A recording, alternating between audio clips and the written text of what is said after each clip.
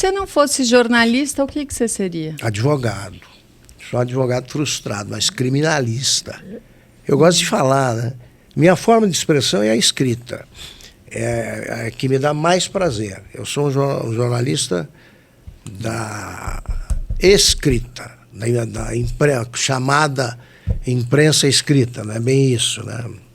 Jornais, revistas, mas eu me dei muito bem com rádio e televisão, primeiro porque eu falava em comício. Falar em comício é uma forma de arte, é a mais difícil que eu conheço.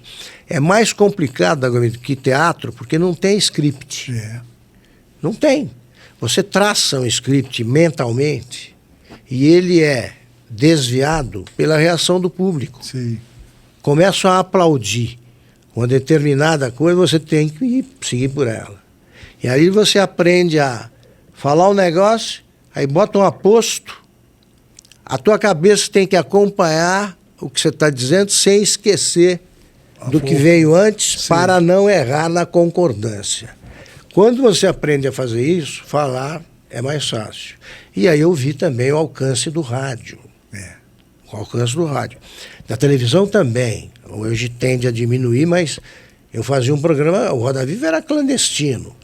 Mas eu fiquei conhecido por isso. Você fica anônimo no jornalismo de revista, jornal, por quê? Porque o sujeito não vê teu rosto. Agora todo mundo vê. Mas eu gosto do jornalismo escrito. Eu sempre fiz adicionalmente outras coisas. Então eu tenho carinho pelo português, eu acho...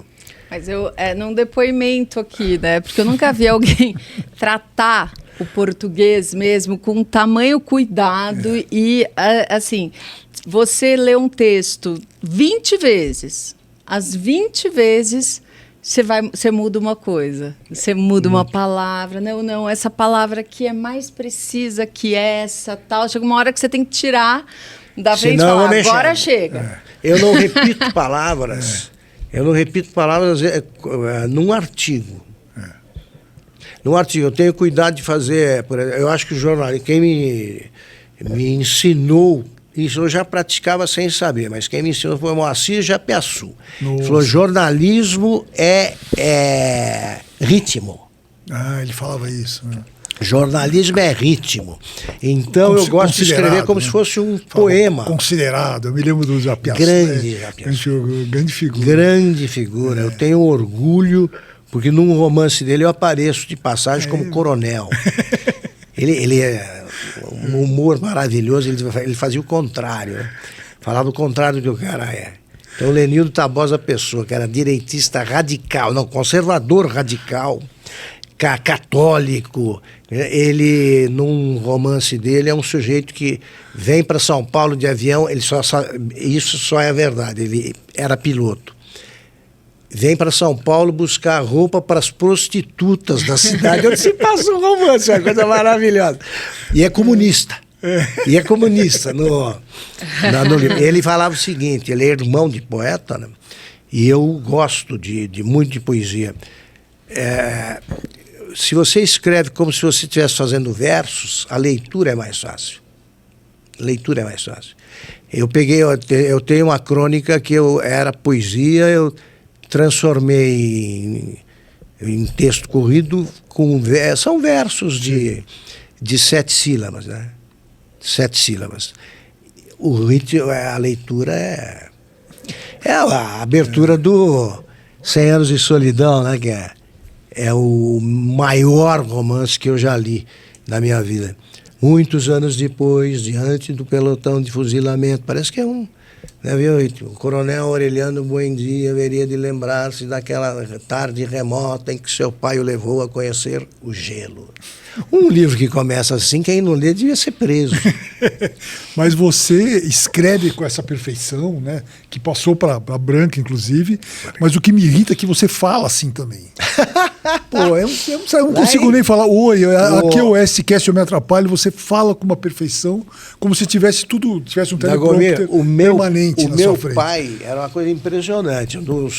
Um dos maiores oradores. Eu sou muito muito franco também quando eu trato de parentes. A Branca sabe disso. A Branca sabe disso. Eu sou capaz de romper com um parente assim, se sair da linha. Né? Não tem aquele negócio de laços de sangue, né, são perpétuos. Não. Sim. Depende do comportamento. Com os meus irmãos, a minha família mais próxima, me dou maravilhosamente. Tá? Eu casei uma vez, continuo casado com a mesma mulher, né? Conheço o amor, né, que o Nelson Rodrigues definiu como o único amor, é o além da vida e além da morte. Né? E tenho paixão pelas minhas filhas, mas o parente não é emprego, não. Não é emprego obrigado, emprego como juiz do Supremo, vitalício. Não é, eu demito. Né? Demito parente. Mas eu estava dizendo isso porque meu pai, ele de repente começava a falar, ele tinha uma formação muito precária. Ele lia jornal, ele era dispersivo. Ele lia o jornal assim, virando página. Não lia livros e falava maravilhosamente. E, de repente, quando ele estava muito inspirado, ele começava o discurso na segunda pessoa do plural. Vós sabeis. Ele chegava em casa, pai, e não errava. Falava, pai, não faz isso. O senhor está se expondo a erros que são normais, tá? Mas o senhor não pode errar, o senhor é um ótimo orador. Tá? Eu sei o que eu faço, sei o que eu faço. Ele não ouvia filho, não, como Bolsonaro. Eu não queria nem saber. A gente dava palpite e terminava com a mesma frase. Tudo bem, tá anotado o que vocês pensam, mas quem tem voto sou eu. Ponto final. E era um cara amoroso. A gente se beijava tantas vezes quanto a gente se encontrasse na rua. E Itaquaritinga é uma cidade que se beija, parece na Rússia. Os caras vivem se beijando. Aí eu não sabia como é que ele sabe falar isso aí. Ele não lê, não... Era a cultura, a assimilação que ele fez foi radiofônica. Ele ouvia os grandes oradores, ele ouvia o Juscelino, Lacerda, Getúlio e assimilou. E foi um orador de massas de altíssimo nível. Era impressionante, impressionante. Ele num palanque era uma coisa impressionante. Ele num debate com esses candidatos aí que nós temos hoje, ele era rápido e ele sabia fazer coisas que saiu uma forma de arte num comício, porque ele também era contador de casos, ele era muito divertido.